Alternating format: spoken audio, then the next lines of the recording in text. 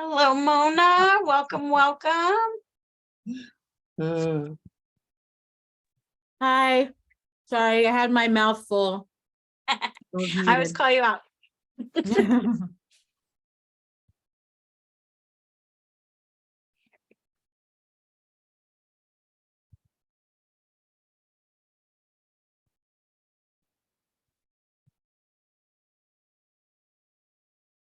Hello, everybody.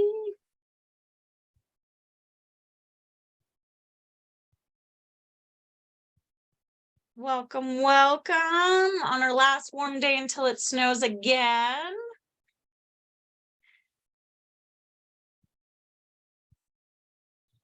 Hopefully it won't be too quiet of people coming in. There's a couple more. Or ask a question. I'll wait a couple minutes because most of you all are from ECPAC. Nico. Good party. Let's see. I guess just make sure your first and last name are in the chat box and email address so I can email you any follow-up. And then, yeah, we'll get started here in just a second. I'm just going to see if people are coming in.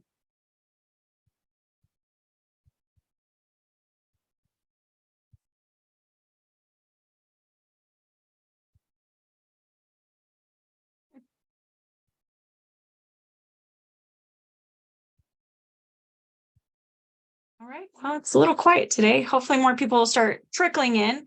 There usually are. Some of them might just be running late or doing nap time breaks, but everything is recorded so other people can watch it later too. So it'll still be good information. I will hand it off to you, Abby, who is from ECHO, and she will go over everything you could know about ECHO. Awesome. Thank you so much, Amanda. Can everyone see my screen okay? Perfect. Awesome. Yeah. So thank you so much for allowing me to come join your meeting. Just appreciate you making the time and space for me to talk a little bit about ECHO.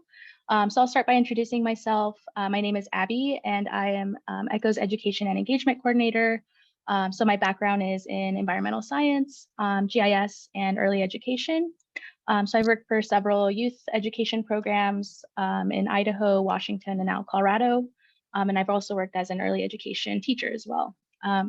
So I started in October of last year with the ECHO program, and just really have enjoyed being able to help the education team with providing professional development and assistance to early education professionals.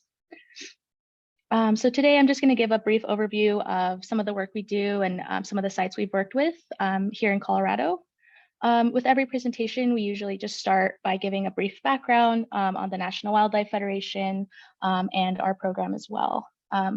So the National Wildlife Federation, or NWF, was founded in 1936, and it is one of the oldest and largest conservation organizations in the United States. And a big part of its mission is to inspire Americans to protect wildlife for future generations. So one of NWF's main focuses is connecting kids to nature and teaching people about the benefits of creating places in our own homes and communities for wildlife to flourish. So now I'll move on to talk about ECHO. So ECHO stands for Early Childhood Health Outdoors. And so we are an initiative of the National Wildlife Federation, and we began in 2017. So similar to NWF's mission, we envision that every young child experiences nature daily for the betterment of our health, our kids, our communities, and our planet. So ECHO focuses on early childhood because we know that some of the most important development takes place from birth to age 5. So ECHO enhances nature play and learning wherever young children spend their time. And so where we work, so we enhance nature play and learning wherever young children spend their time. And so this can include childcare centers and homes, schools, and community spaces like parks, libraries, and museums. And we really just want children to have amazing outdoor connections to nature wherever this may be. So our team includes a team of professional landscape architects and designers, as well as early childhood education specialists. So we work really closely with local communities to develop a collective vision of what is needed in an outdoor space for young children. And we have expertise in designing and planning, as well as professional development for early education professionals and educators.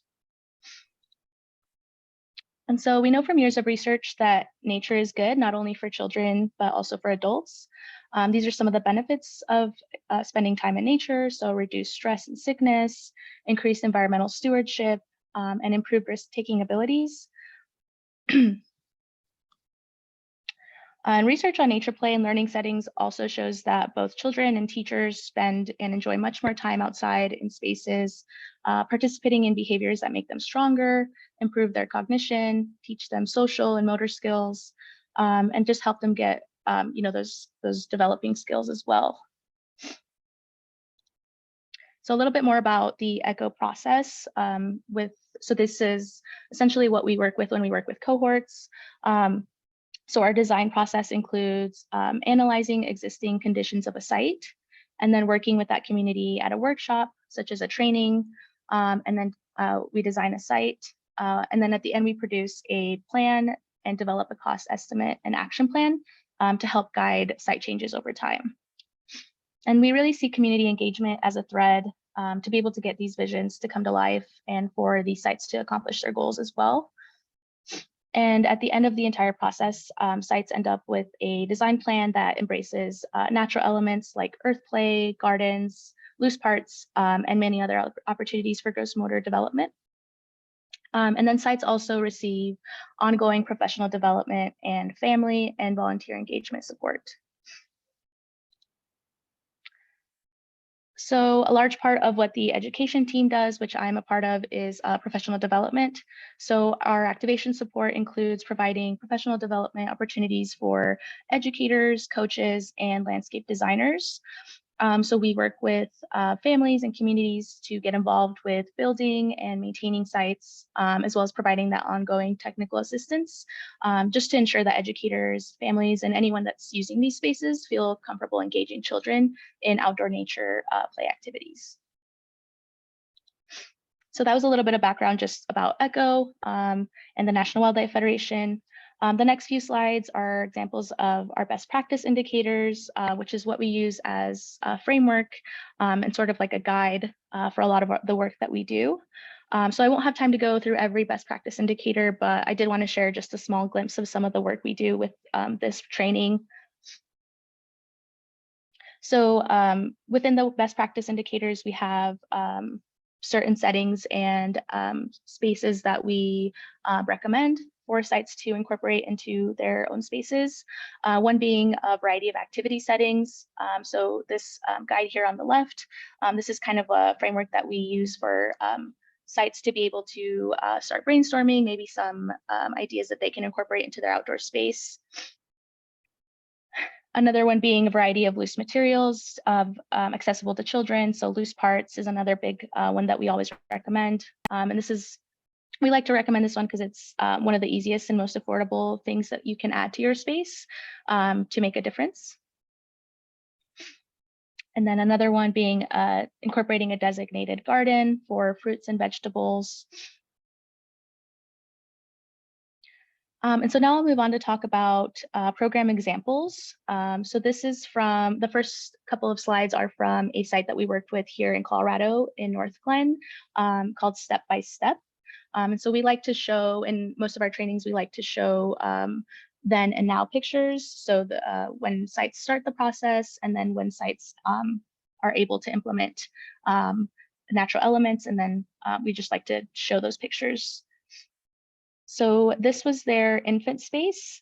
So the one being on the left, they had some shade structure. They had some toys, but throughout this, this process, they were able to incorporate more natural elements. So they were able to include the shade structure and a small garden.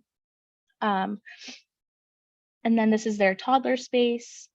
So again, they were able to incorporate a pathway, some turf, some more shade structure, and multiple play settings as well. And then this is their preschool space. Again, they were able to add a pathway and shade structure, some more natural elements like some flower beds, as well as some more multiple play settings. And then this is more pictures of their preschool space. So before, the site had a lot of turf on their site, and they were able to remove a lot of that and incorporate another looping pathway, which is another best practice indicator that we usually recommend to sites as well. And then another group of providers that we work with are family childcare homes. And so we always like to include this as an example just to show the difference, because they're we do acknowledge that there's differences when there's a site and then when there's a family childcare home. So this is another site here in Colorado called Miss Carrie's, and they were able to also incorporate a pathway, some more natural elements, and gardens as well. And then just some additional family and childcare settings. And then the next couple of slides is more just of some of the opportunities that we have upcoming with our program, as well as some resources that we provide. So this year we're excited to be able to start another coaching cohort. So I know we did one in 2021, but we'll be starting one in 2023. So we're really excited to get that started. I wasn't with the team when we did our last coaches cohort, but I've heard lots of great things about it, and I'm just really excited to start this work. And so we'll be opening that application very shortly, and I can provide some more information later if needed as well.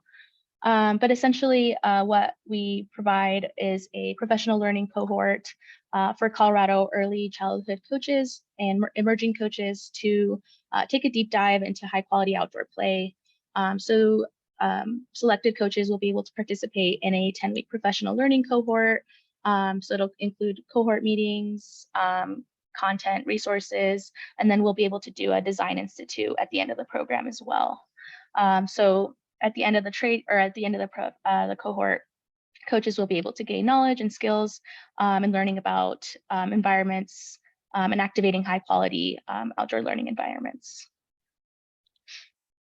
And this is some of the feedback. I just like to include this one. This is just some of the feedback we've received from our coaches cohort in the past.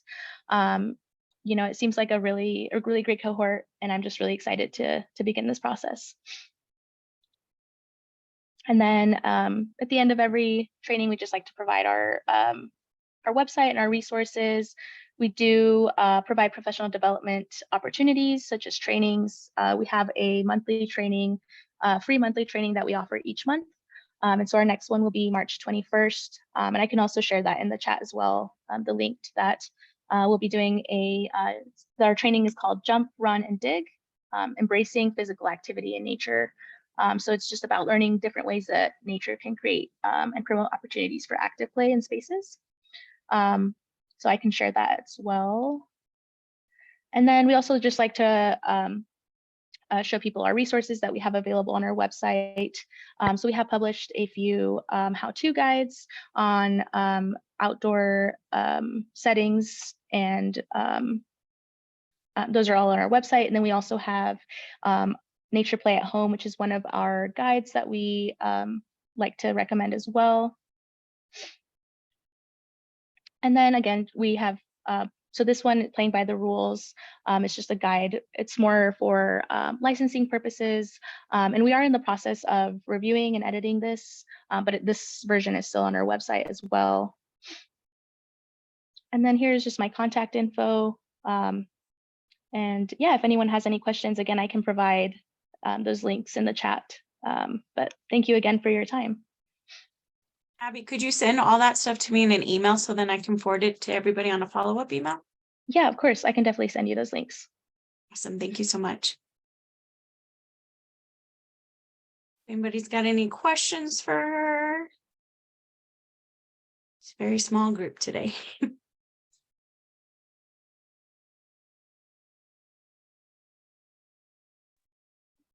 Sorry, I don't know my camera. I'm at the window, so I look like I'm sitting in the dark, but I promise I'm not. I do have a question. So you mentioned that guide that's being updated, the guide that I'm just curious if that guide could be utilized for programs that are not necessarily looking for a huge remodel of their program's play area, but maybe to help relieves some of the, I don't know, the worry about incorporating some of these ideas without getting themselves in trouble or letting things hold them back from really trying to incorporate this kind of learning. I'm just curious if you're able to maybe possibly provide a training on that or really walk us through that guide. I think that guide would be very helpful. Yeah, of course. That's a great question. So in one of our guides, and I can provide all of this, all the links. So one of our guides is called Nature, Play, and Learning Spaces. And in that guide, we have a whole chapter on risk management. And so we provided that information, but we are also in the process of trying to create just like a short resource that's more digestible for people to be able to distribute to families and communities that they work with regarding risk and risk management. But yeah, that's definitely something, if you're interested, I mean, we can definitely look into. I know we provide, in our cohorts, we provide a licensing training.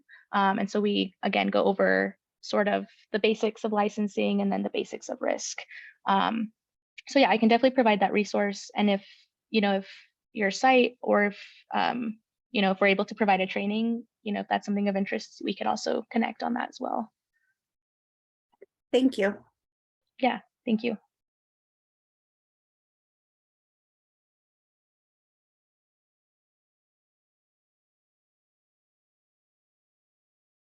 Okay, well, I will take all those resources when you send them to me and I'll make sure everybody has them, Abby. Really appreciate your time today. That was great. I love Echo and what it represents, and that's awesome that you're having another cohort. So I look forward to applying for that this year. Awesome. Yeah, we're really excited about it as well. But thank you again all for your time and for allowing me to come join your meeting. Of course. Next up, we have Christopher from Breathe for Change. Oops, sorry, I apologize. Breathe for Change, and I will make you co-host.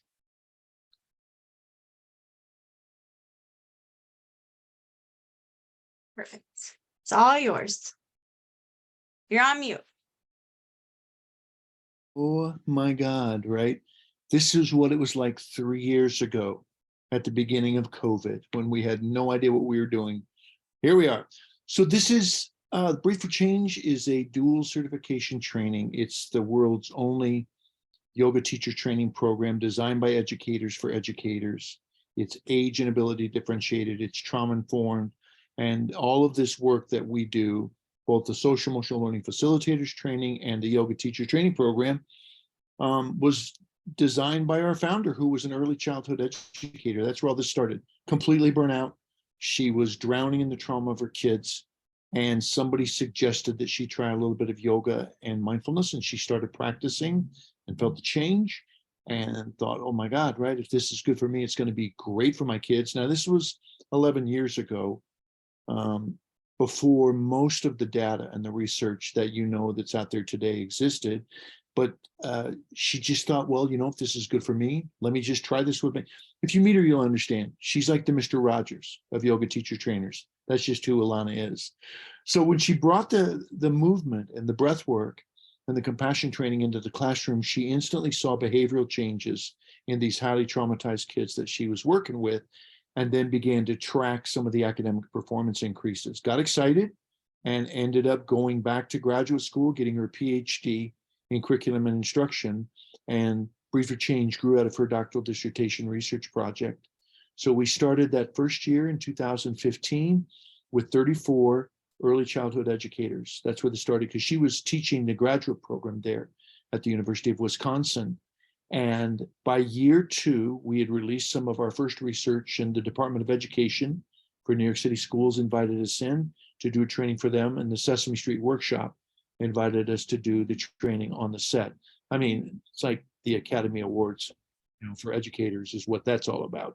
But in the last 8 years, we've trained more than 10,000 educators, and we've impacted more than 2 million students. So it's exploded. And in this training program that we offer, educators get their 200-hour yoga teacher training certification. We'll teach you how, first and foremost, to take a deep dive into your own journey. I think that's the foundation of what makes Breathe for Change difference, is rather than treating social emotional learning like it's just a curriculum that you hand to a teacher and say, go do this, that we treat it as something that we first embody, then we teach you how to flesh out, and then we teach you how to lead it. So this is also a tool that educators are able to use in their own lives, in the lives of the kids, and it's amazing. And part of this is because of the neuroscience of the body and the brain and the trauma, right? And teaching early childhood education is one of the most brilliant, beautiful, and occasionally brutal elements of what happens in education. And if you haven't done it, you have no idea, right, what this is all about. But it can be incredibly challenging.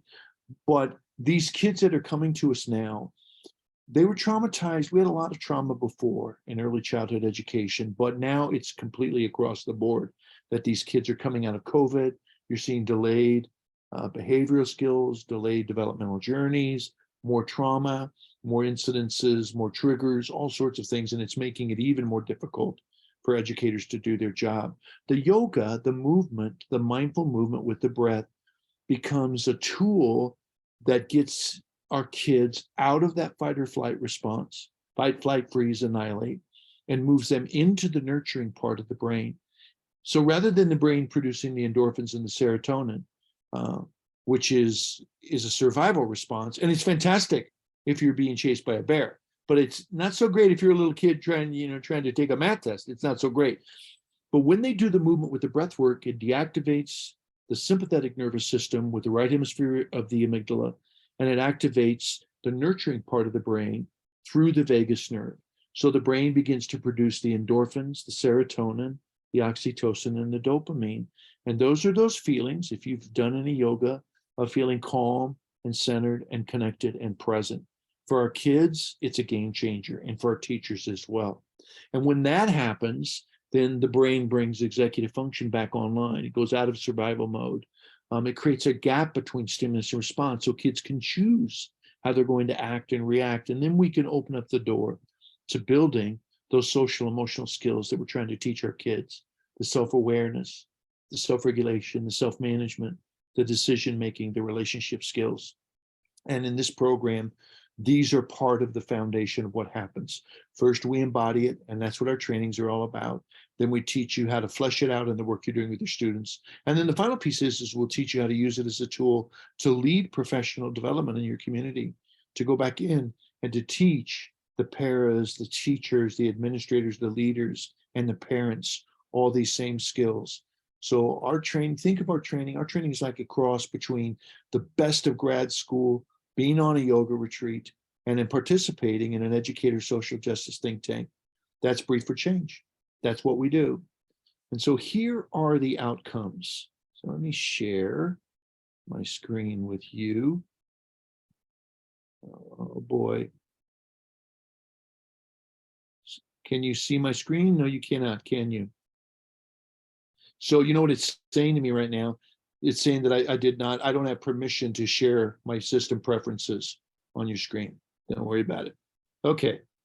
So I will send you all of the research so that you can see this at home. But if you get a chance here, you can look at some of these links. Like check out the very first link that I gave you there, because I think it's best if you experience this. You can hear me talk about it because folks do amazing things with the training. I did the training because we got a grant in our community to do education rather than incarceration.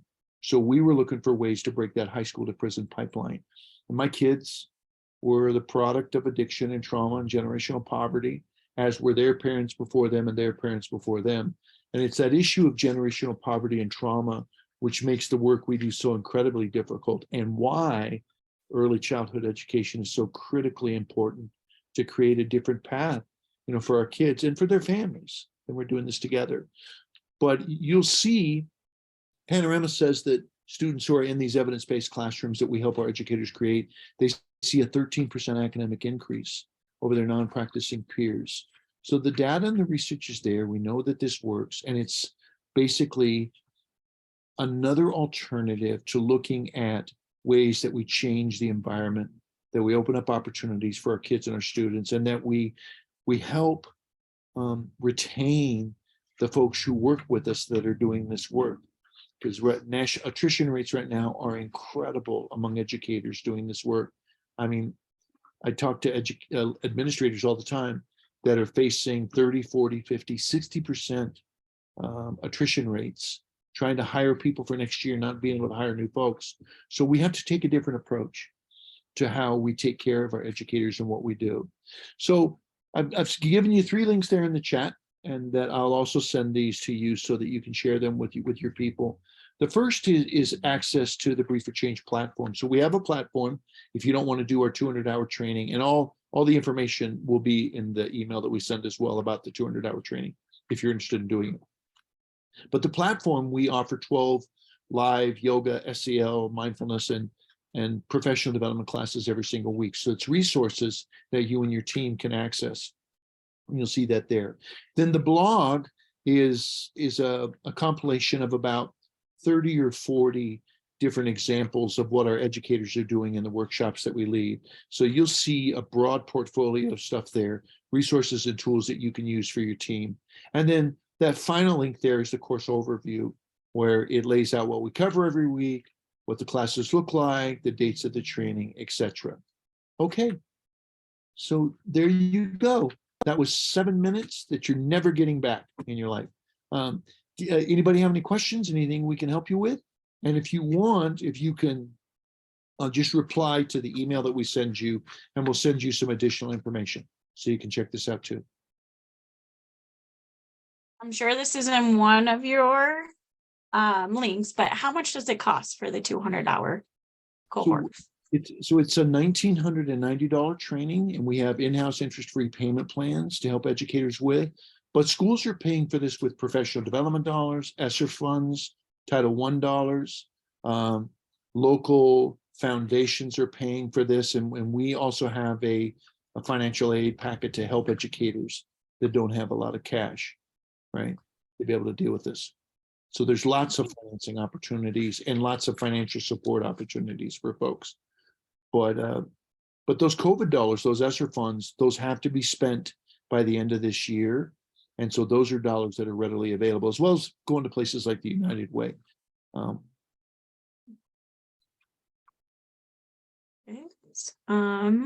Had one more. Sorry. If you have, like, your whole school wants to do it, is there like a discount to have multiple people taking the same course together from the same company? Yeah, there are. And this fall, we're going to be rolling out a social emotional learning 101 class that will be a lot more affordable for our educators. So, you've got this foundational training. The 200-hour training is designed to be a train the trainer program where these educators go back in and lead professional development inside their schools and do this. And then the SEL 101 course will be, I think it'll be a $199 training where it'll cover all the foundational stuff that folks need to bring SEL into their communities. And we offer group discounts, district discounts, all sorts of things. The platform itself with all those live resources, it's only $20 a month. So it's affordable as well. That's awesome. Awesome. Well, thanks, y'all. Yeah. Anybody else have questions for him?